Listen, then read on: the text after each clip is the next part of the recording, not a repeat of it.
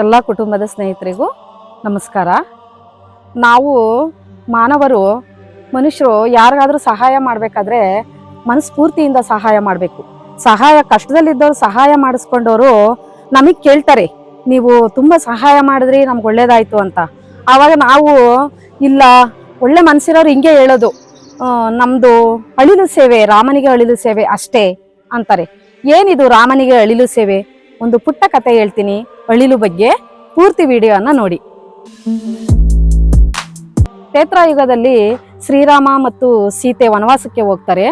ರಾವಣ ಬಂದು ಸೀತೆನ ಅಪಹರಿಸ್ಕೊಂಡು ಹೋದಾಗ ಮತ್ತೆ ರಾವಣನ ಮೇಲೆ ಯುದ್ಧವನ್ನು ಮಾಡಿ ಸೀತೆನ ವಾಪಸ್ ಕರ್ಕೊಂಡು ಬರ್ಬೇಕಲ್ವಾ.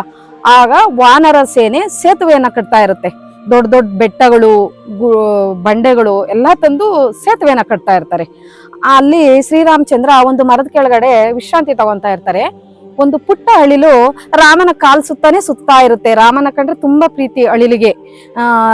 ಇಷ್ಟೆಲ್ಲ ವಾನರ ಸೇನೆ ರಾಮನಿಗೆ ಸಹಾಯ ಮಾಡ್ತಾ ಇರ್ಬೇಕಾದ್ರೆ ನಾನು ಸಹ ಏನಾದ್ರೂ ಸಹಾಯ ಮಾಡ್ಬೇಕಲ್ವಾ ಅಂತ ಅಳಿಲು ತುಂಬಾ ಪೇಚಾಡ್ತಾ ಇರುತ್ತೆ ರಾಮನ ಪಾದದ ಹತ್ರ.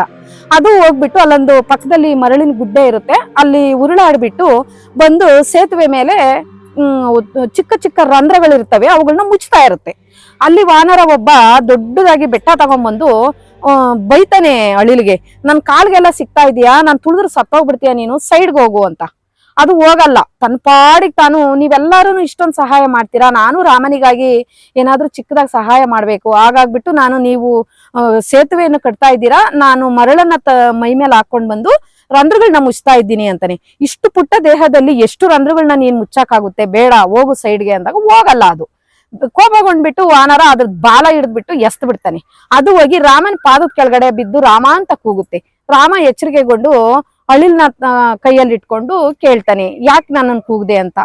ರಾಮ, ಎಲ್ಲಾರು ಮಹಾನುಭಾವ, ಎಲ್ಲಾರು ಸಹ ನಿನ್ ಸೇವೆ ಮಾಡ್ತಾ ಇದ್ದಾರೆ, ವಾನರೆಲ್ಲ ದೊಡ್ಡ ದೊಡ್ಡದ ಎಲ್ಲ ಬೆಟ್ಟಗಳನ್ನೇ ತಂದ್ಬಿಟ್ಟು ಸೇತುವೆ ಕಟ್ತಾ ಇದ್ದಾರೆ, ನಾನು ಏನಾದ್ರೂ ನಿನಗೆ ಸಹಾಯ ಮಾಡ್ಬೇಕಲ್ವಾ, ಹಾಗಾಗ್ಬಿಟ್ಟು ಮರಳಿನಲ್ಲಿ ಉರುಳಾಡಿ ಹೋಗಿ ರಂಧ್ರಗಳನ್ನ ಮುಚ್ತಾ ಇದ್ರೆ ಆ ವಾನರ ನನ್ನನ್ನ ಎಸ್ತ್ ಬಿಟ್ಟ, ಬೇಡ ಅಂತ ಹೇಳುತ್ತೆ.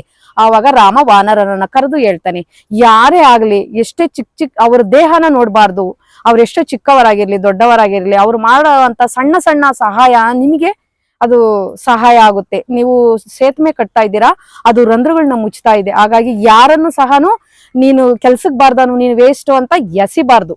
ಹಾಗಾಗಿ ಭಗವಂತ ಅಳಿಲನ್ನ ಕೈಯಲ್ಲಿ ಹಿಡ್ಕೊಂಡು ಬೆನ್ನನ್ನ ಸವರ್ತಾನೆ, ನೀನು ಮಾಡೋ ಈ ಚಿಕ್ಕ ಚಿಕ್ಕ ಕೆಲಸನೇ ಬೆಟ್ಟದಷ್ಟು ನನಗೆ ಸಹಾಯ ಆಗಿದೆ, ನೀನು ನೀನ್ ಚಿರಂಜೀವಿಯಾಗಿ ರಾಮನ ಬಂಟನಾಗಿ ಇರುವಂತ ಬೆನ್ನು ಸವರ್ತಾನೆ.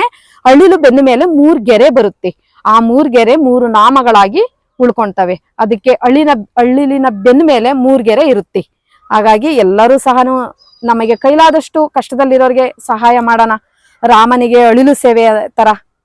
ನಮಸ್ತೆ.